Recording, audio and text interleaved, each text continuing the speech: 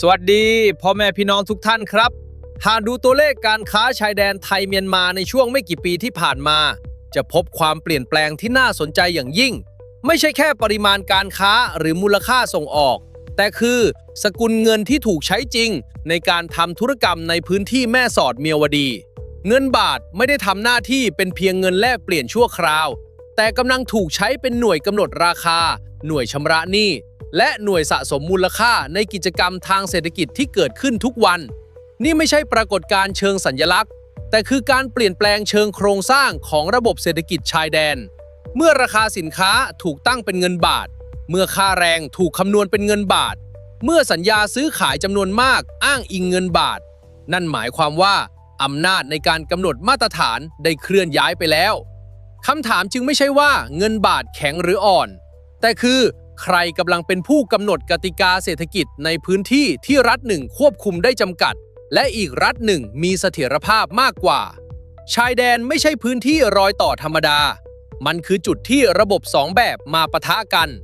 ระบบที่เงินมีเสถียรภาพกับระบบที่เงินผันผวนระบบที่โครงสร้างโลจิสติกเชื่อมต่อโลกกับระบบที่พึ่งพาตลาดภายในที่หดตัวระบบที่รัฐยังคุมสาธารณูปโภคได้กับระบบที่รัฐต้องถอยออกจากบางพื้นที่เมื่อสองระบบนี้เชื่อมต่อกันเงินที่ทำงานได้จริงจะค่อยๆไล่แทนเงินที่รัฐสั่งให้ใช้สิ่งที่เกิดขึ้นในแม่สอดไม่ใช่เรื่องเฉพาะพื้นที่แต่มันคือสัญญาณล่วงหน้าของการเปลี่ยนดุลอำนาจในอาเซียนแผ่นดินใหญ่ซึ่งไม่ได้เกิดผ่านการประชุมระดับผู้นำไม่ได้เกิดผ่านข้อตกลงทางทหารแต่เกิดผ่านการไหลของสินค้าแรงงานและเงินตราเงินบาทไม่ได้เข้าไปแทนที่เงินจาร์ดเพราะนโยบายเชิงรุกของรัฐไทยแต่เพราะระบบเศรษฐกิจฝั่งตรงข้ามไม่สามารถรักษาความเชื่อมั่นได้และตลาดไม่เคยรอรัฐแก้ปัญหาให้เสร็จในทางเศรษฐศาสตร์สิ่งนี้เรียกว่า currency substitution แต่ในทางภูมิรัฐศาสตร์มันคือการขยายอิทธิพลผ่านโครงข่ายทางการเงินโดยไม่ต้องใช้อาวุธเมื่อผู้คนจำนวนมากเลือกใช้เงินสกุลหนึ่งสกุลเงินนั้นย่อมมีอำนาจเหนือการตัดสินใจทางเศรษฐกิจตั้งแต่ระดับตลาดสดไปจนถึงระดับการค้าชายแดนหลายหมื่นล้านบาทต่อปีและเมื่อเงินเริ่มกำหนดพฤติกรรมของตลาดรัฐที่ออกเงินนั้นก็เริ่มมีอำนาจต่อรองโดยไม่จำเป็นต้องประกาศบทบาทใดๆอย่างเป็นทางการแม่สอดจึงไม่ใช่แค่เมืองชายแดนแต่คือจุดตั้งต้นของคำถามใหญ่กว่าคำถามที่ว่าประเทศไทยกำลังกลายเป็นศูนย์กลางเศรษฐกิจระดับภูมิภาคผ่านเงินโดยไม่ตั้งใจหรือไม่และหากใช่ผลลัพธ์สุดท้ายจะเป็นโอกาสทางยุทธศาสตร์หรือความเสี่ยงที่รัฐยังไม่พร้อมรับมือเพราะในโลกที่อำนาจไม่ได้อยู่ที่ปืนแต่อยู่ที่ระบบสกุลเงินที่ถูกใช้จริงอาจเป็นอาวุธที่ทรงพลังที่สุดโดยไม่ต้องยิงแม้แต่นัดเดียวเมื่อมองลึกลงไปในกลไกของเศรษฐกิจชายแดนจะพบว่าการที่เงินบาทกลายเป็นเงินหลักในพื้นที่แม่สอดเมียวดีไม่ได้เกิดจากเหตุผลเดียวแต่เกิดจากการซ้อนทับของหลายโครงสร้างที่ค่อยๆผลักดันตลาดไปในทิศทางเดียวกันโครงสร้างแรกคือสินค้าเศรษฐกิจชายแดนฝั่งเมียนมาโดยเฉพาะพื้นที่ที่เชื่อมกับแม่สอดพึ่งพาสินค้าอุปโภคบริโภคจากไทยในสัดส่วนสูงอย่างต่อเนื่องไม่ว่าจะเป็นอาหารแปรรูปยาวัสดุก่อสร้างเครื่องใช้ไฟฟ้าหรือเชื้อเพลิงสินค้าเหล่านี้ถูกผลิตในไทยขนส่งจากไทยและตั้งต้นทุนเป็นเงินบาทตั้งแต่ต้นทางเมื่อสินค้าเดินทางข้ามแดนราคาจึงไม่เคยถูกแปลงเป็นเงินจาร์ดอย่างแท้จริงแต่เพียงตีค่าเทียบเพื่อความสะดวกชั่วคราวเท่านั้นเมื่อเวลาผ่านไปการตั้งราคาเป็นเงินบาทโดยตรงจึงลดความเสี่ยงทั้งสองฝั่งผู้ขายไม่ต้องกังวลค่าเงินผันผวนผู้ซื้อรู้ว่าจ่ายเงินสกุลเดียวกับต้นทุนจริงนี่คือเหตุผลพื้นฐานที่สุดที่เงินบาทเริ่มฝังรากในชีวิตประจำวันของตลาดชายแดนโครงสร้างที่2คือโลจิสติกและห่วงโซ่อุปทานแม่สอดไม่ได้เป็นเพียงจุดผ่านแดนแต่เป็นศูนย์กระจายสินค้าคลังพักของและฐานปฏิบัติการของผู้ค้าจำนวนมากรถบรรทุกจากภาคกลางและภาคเหนือของไทยวิ่งเข้าออกพื้นที่นี้ตลอดเวลาระบบขนส่งประกันสินค้าค่าเช่าโกดังและค่าบริการต่างๆถูกคิดเป็นเงินบาททั้งหมดเมื่อระบบหลังบ้านทั้งหมดอยู่ในสกุลเดียวเงินที่ถูกใช้หน้าบ้าน ย่อมหลีกเลี่ยงการใช้สกุลนั้นไม่ได้ โครงสร้างที่ 3 คือแรงงาน แรงงานเมียนมาหลายแสนคนในพื้นที่ชายแดนและภายในประเทศไทยรับค่าแรงเป็นเงินบาทใช้เงินบาทออมเงินและส่งเงินบาทกลับครอบครัวเมื่อเงินที่ไหลกลับบ้านเป็นเงินบาทความคุ้นเคยและความเชื่อมั่นในสกุลเงินนี้จึงเพิ่มขึ้นอย่างต่อเนื่อง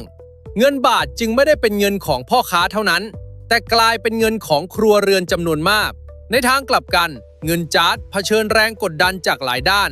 ทั้งเงินเฟ้อความผันผวนของอัตราแลกเปลี่ยนและข้อจำกัดในการเข้าถึงเงินตราต่างประเทศในระบบทางการสิ่งเหล่านี้ทำให้เงินจ๊าดทำหน้าที่เป็นสื่อกลางชั่วคราวมากกว่าการเก็บมูลค่าในสายตาของตลาดโครงสร้างที่ 4 คือกติกาทางการเงินในช่วงไม่กี่ปีที่ผ่านมาเมียนมามีการผ่อนปรนการใช้สกุลเงินต่างประเทศบางประเภทในกิจกรรมการค้าชายแดนและการชำระเงินระหว่างประเทศซึ่งแม้จะไม่ได้ประกาศสนับสนุนเงินบาทโดยตรงแต่ก็เปิดช่องให้เงินบาทถูกใช้โดยไม่ผิดกติกาอย่างชัดเจนนี่คือการยกระดับบาทจากเงินนอกระบบไปสู่เงินที่อยู่ในพื้นที่สีเทาอ่อนและในบางกรณีเข้าสู่ระบบกึ่งทางการเมื่อกติกาไม่ปิดตลาดย่อมเลือกสิ่งที่มีประสิทธิภาพสูงสุดและตลาดเลือกเงินบาทโครงสร้างที่ 5 คือเวลา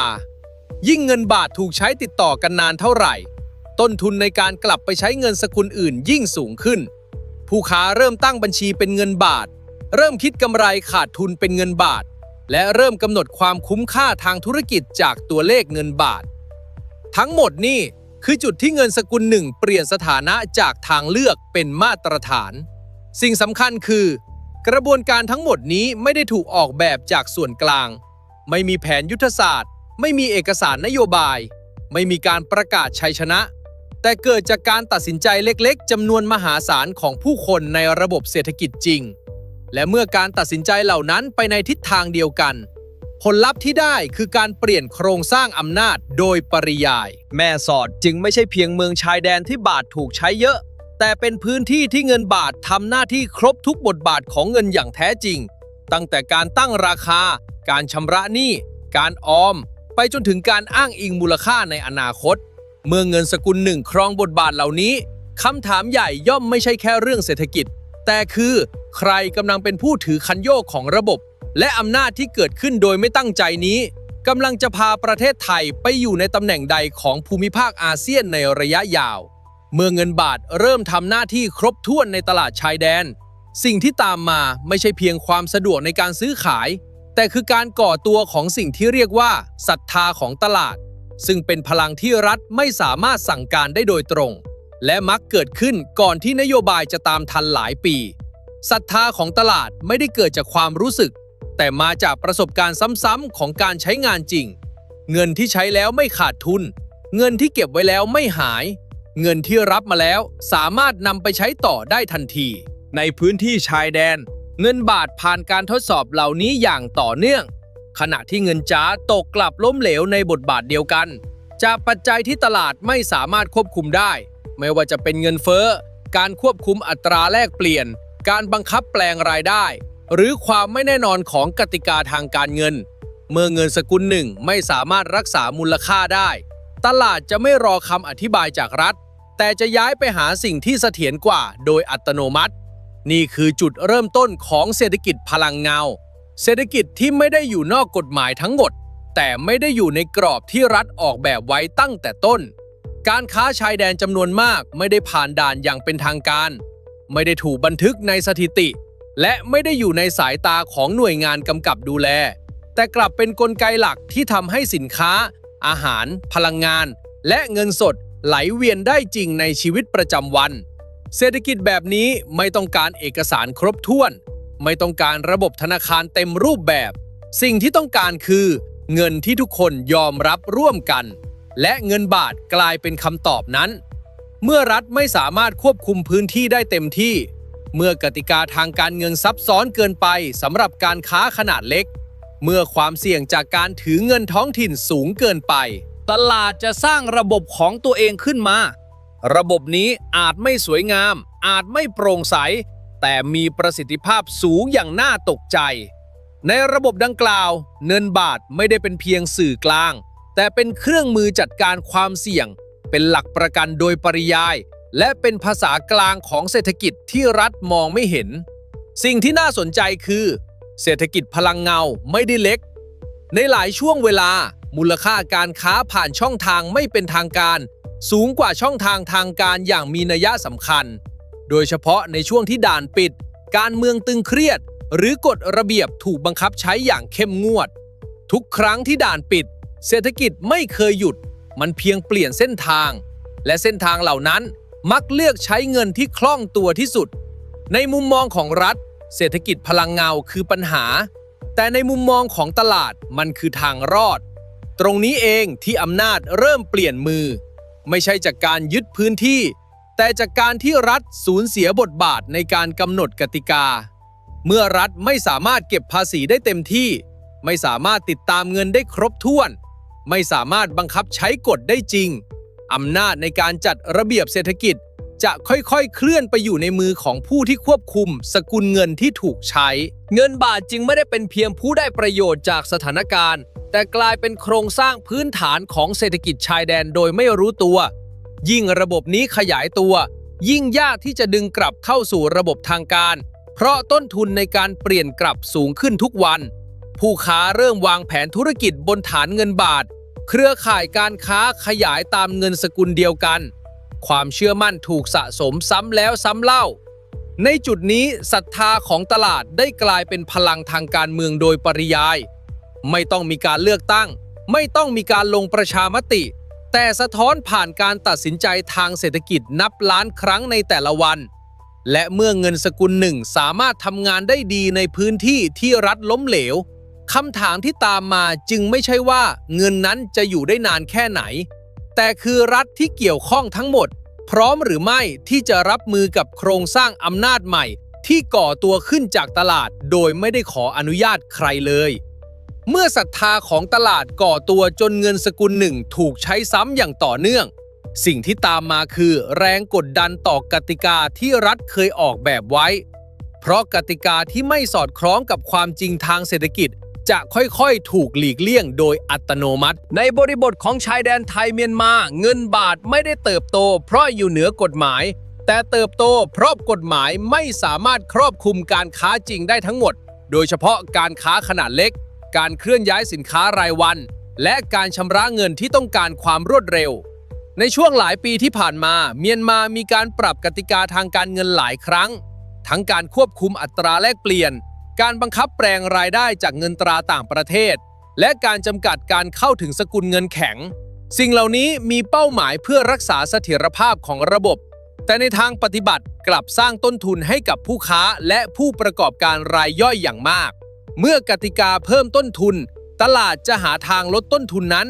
และทางออกที่ง่ายที่สุดคือการใช้เงินที่ไม่ต้องแปลงหลายรอบเงินบาทจึงค่อยๆเคลื่อนจากพื้นที่นอกระบบเข้าสู่พื้นที่สีเทาที่รัฐรับรู้แต่ยังไม่สามารถจัดการได้เต็มที่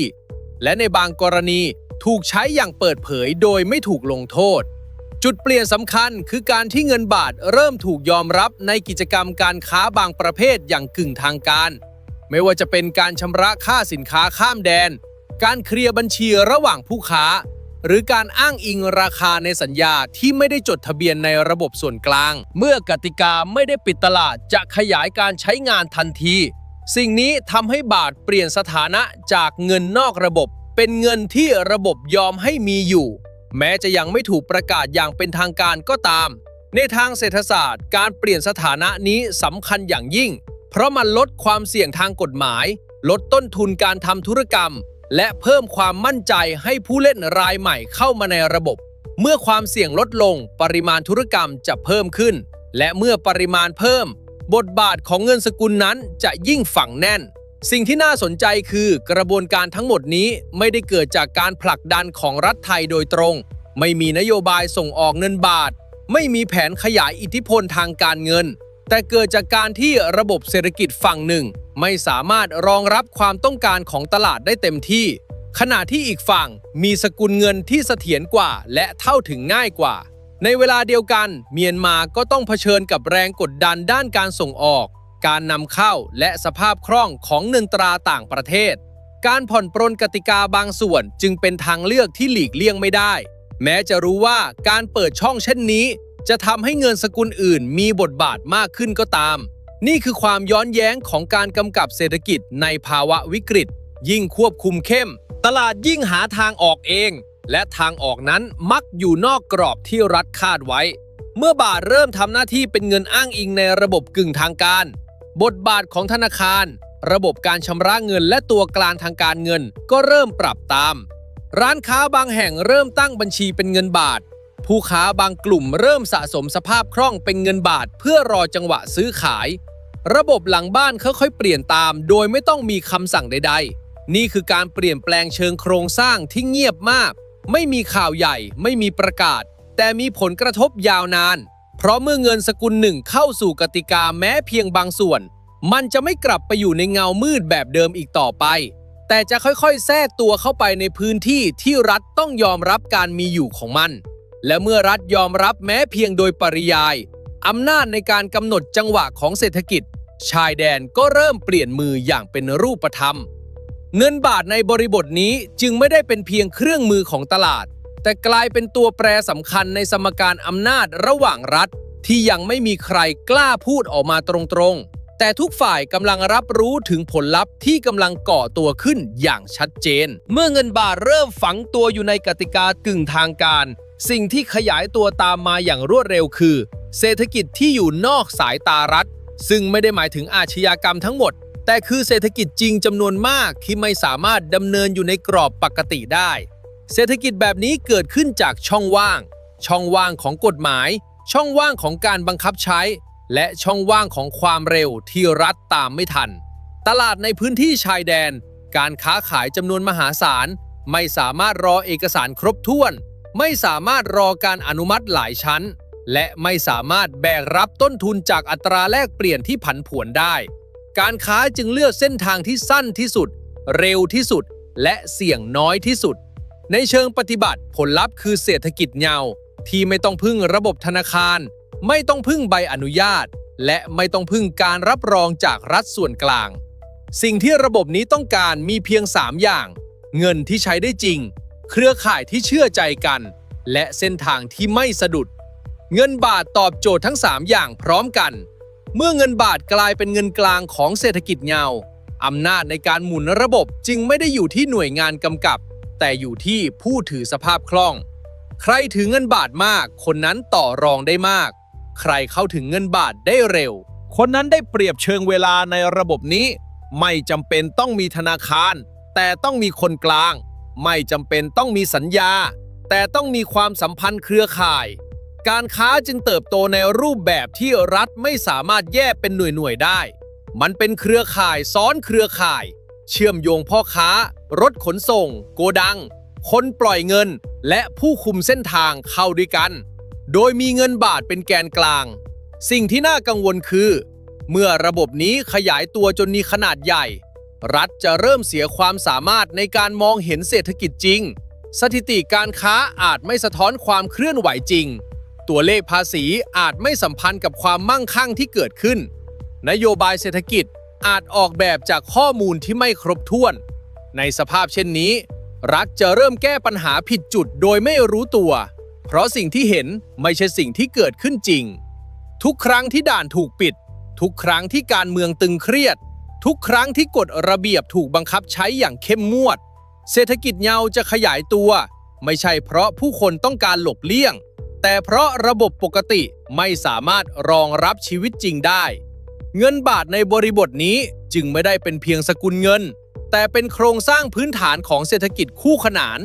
เศรษฐกิจที่ดำเนินไปพร้อมกับรัฐแต่ไม่ขึ้นกับรัฐยิ่งรัฐพยายามดึงทุกอย่างกลับเข้าสู่ระบบโดยไม่ปรับกติกาแรงต้านจะยิ่งเพิ่มและต้นทุนการบังคับใช้จะยิ่งสูงขึ้นนี่คือจุดที่อำนาจเริ่มเปลี่ยนระดับจากอำนาจเชิงกฎหมายไปสู่อำนาจเชิงปฏิบัติรัฐอาจยังมีอำนาจตามตัวบทแต่ตลาดมีอำนาจตามความเป็นจริงเมื่อเงินบาทเป็นเงินที่ตลาดเลือกรัฐไทยจึงกลายเป็นผู้ถืออำนาจทางอ้อมแม้จะไม่ได้ตั้งใจ และแม้จะไม่ได้ควบคุมระบบนั้นทั้งหมดในขณะเดียวกันรัฐที่ไม่สามารถรักษาความเชื่อมั่นในเงินของตนเองจะค่อยๆสูญเสียอำนาจในการกำหนดจังหวะเศรษฐกิจโดยไม่ต้องมีใครประกาศแพ้หรือชนะเศรษฐกิจเงาจึงไม่ใช่เรื่องเล็กและไม่ใช่เรื่องชั่วคราวมันคือสัญญาณของการเปลี่ยนโครงสร้างสัญญาณว่าระบบเดิมไม่สามารถตอบโจทย์โลกที่เปลี่ยนไปและสัญญาณว่าอำนาจกำลังไหลไปสู่จุดที่เงินสามารถทำงานได้ดีที่สุดคำถามสำคัญจึงไม่ใช่จะกำจัดเศรษฐกิจเงาอย่างไรแต่คือรัฐจะปรับตัวอย่างไรเมื่อเศรษฐกิจส่วนใหญ่ไม่ได้รอการอนุญาตจากรัฐอีกต่อไปเมื่อเศรษฐกิจเงาขยายตัวจนกลายเป็นกลไกหลักของการดำรงอยู่เมืองชายแดนย่อมเปลี่ยนบทบาทโดยหลีกเลี่ยงไม่ได้แม่สอดในวันนี้จึงไม่ใช่เพียงด่านผ่านแดนหรือเมืองหน้าด่านตามนิยามเดิมแต่กำลังกลายเป็นศูนย์กลางพหุศูนย์ที่มีอำนาจทางเศรษฐกิจของตัวเองเมืองพหุศูนย์หมายถึงเมืองที่ไม่ได้ขึ้นกับคำสั่งจากศูนย์กลางเพียงแห่งเดียวแต่ขับเคลื่อนด้วยเครือข่ายย่อยจำนวนมากทั้งผู้ค้าโลจิสติกแรงงานการเงินไม่เป็นทางการและบริการสนับสนุนที่เติบโตควบคู่กันไปเครือข่ายเหล่านี้ไม่ได้รอแผนพัฒนาไม่ได้รอเขตเศรษฐกิจพิเศษและไม่ได้รอการลงทุนขนาดใหญ่จากรัฐสิ่งที่ผลักดันแม่สอดคือความจำเป็นของระบบเมื่อสินค้าต้องไหลแรงงานต้องเคลื่อนเงินต้องหมุนเมืองที่รองรับสิ่งเหล่านี้ได้เร็วที่สุดย่อมกลายเป็นศูนย์กลางโดยปริยายแม่สอดเชื่อมโยงภาคเหนือภาคกลางและเส้นทางออกสู่เมียนมาในจุดเดียวระบบขนส่งคลังสินค้าบริษัทตัวแทนในหน้า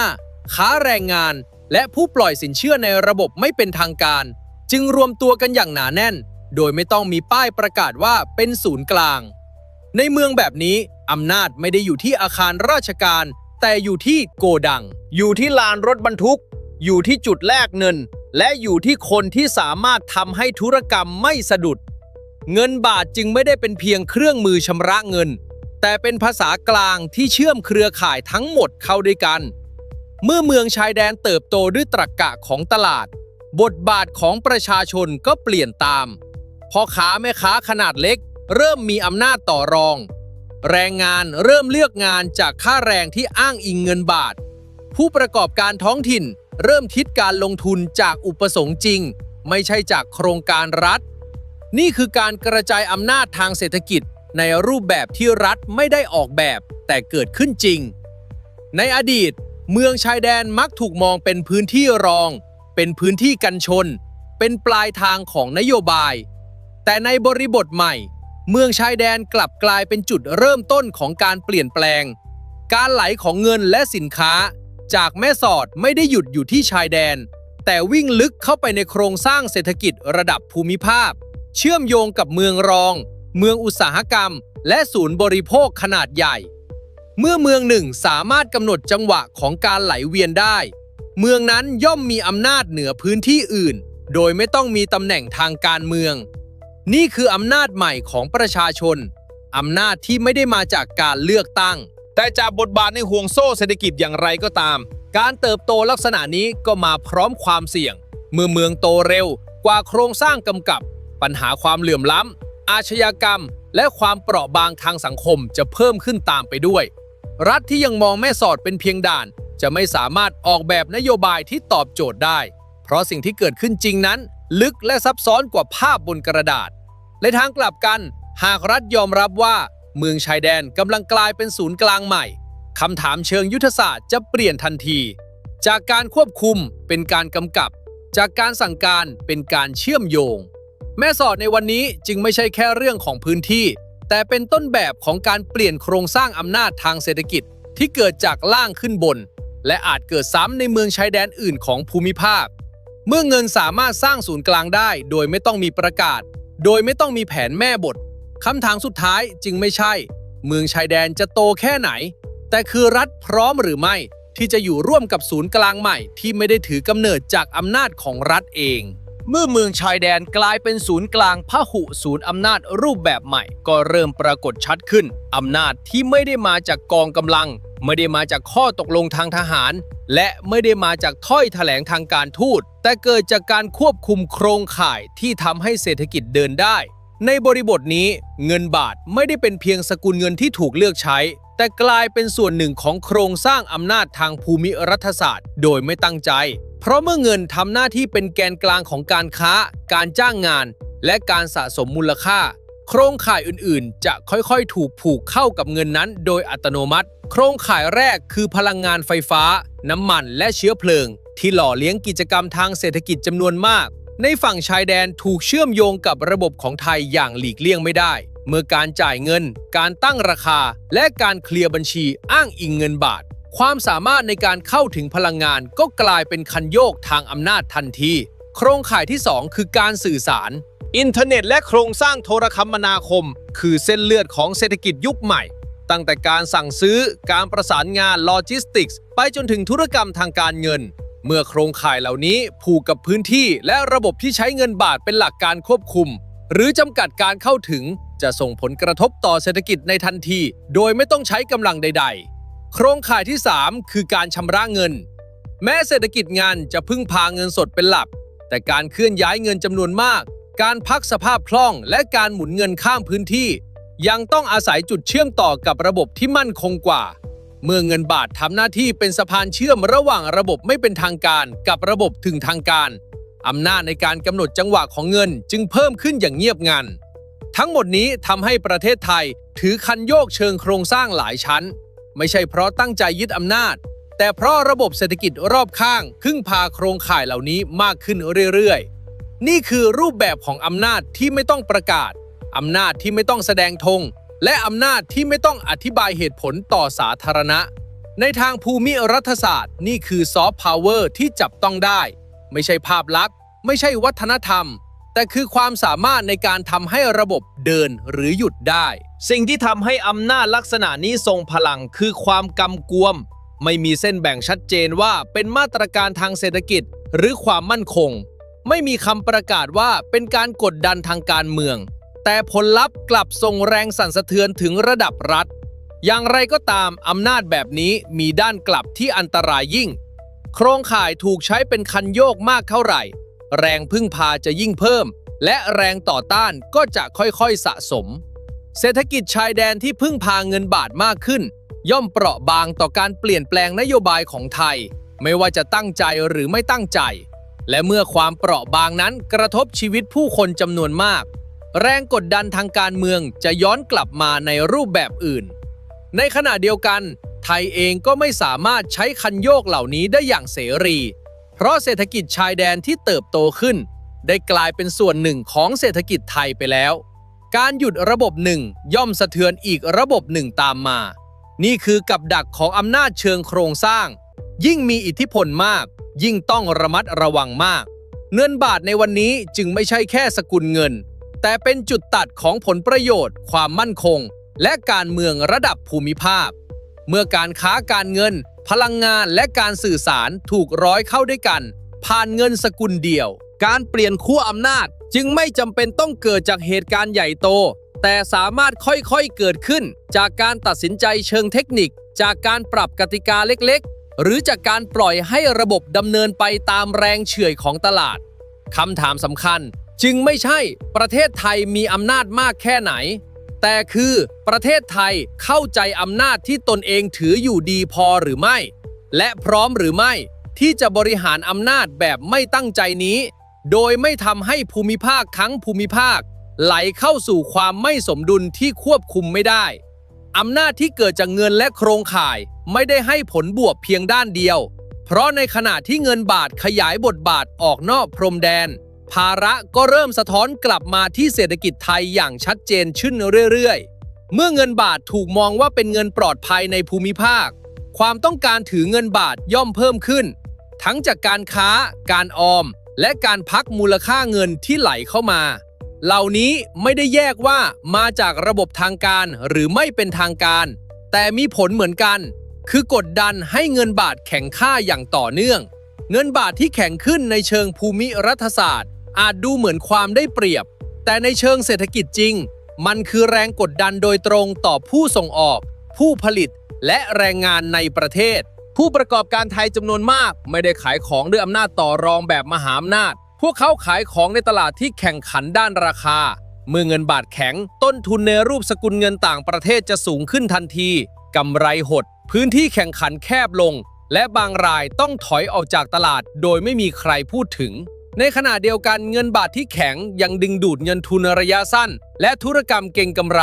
โดยเฉพาะในตลาดทองคำและสินทรัพย์ที่เคลื่อนย้ายได้เร็วเงินเหล่านี้ไม่ได้เข้ามาเพื่อสร้างโรงงานหรือจ้างงานแต่เข้ามาเพื่อหาผลตอบแทนจากความผันผวนของค่าเงินนี่คือจุดที่ธนาคารกลางต้องเริ่มเผชิญกับโจทย์ที่ซับซ้อนจะปล่อยให้เงินบาทแข็งเพื่อรักษาบทบาทระดับภูมิภาคหรือจะเข้าแทรกแซงเพื่อปกป้องเศรษฐกิจภายในไม่ว่าทางเลือกใดก็มีต้นทุนการเข้าแทรกแซงค่าเงินมากเกินไปอาจส่งสัญญาณผิดไปยังตลาดและกระทบความเชื่อมั่นระยะยาวแต่การปล่อยให้เงินบาทแข็งต่อเนื่องก็จะค่อยๆบั่นทอนภาคการผลิตและการจ้างงานในบริบทนี้ความเป็นศูนย์กลางจึงไม่ใช่ตำแหน่งที่นั่งสบายแต่เป็นตำแหน่งที่ต้องรับแรงกดดันจากทุกทิศทาง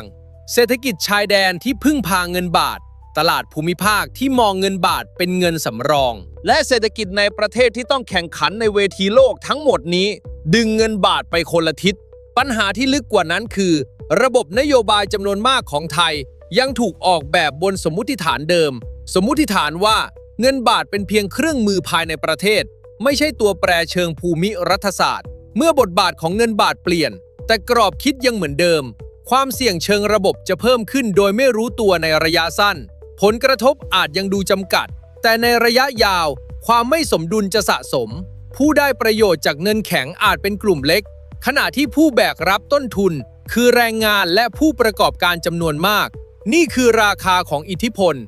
ราคาที่ไม่ได้ถูกบันทึกในงบประมาณแต่กระจายอยู่ในโครงสร้างรายได้ของประเทศคำถามจึงไม่ใช่เพียงว่าเงินบาทแข็งหรืออ่อนดีหรือไม่แต่คือประเทศไทยมีเครื่องมือเพียงพอหรือไม่ในการบริหารค่าเงินที่ทำหน้าที่มากกว่า1บทบาทในเวลาเดียวกันเมื่อเงินบาทเป็นทั้งเงินของตลาดชายแดนเงินของภูมิภาคและเงินของเศรษฐกิจในประเทศการตัดสินใจเชิงนโยบายทุกครั้งจะไม่กระทบแค่กลุ่มเดียวอีกต่อไป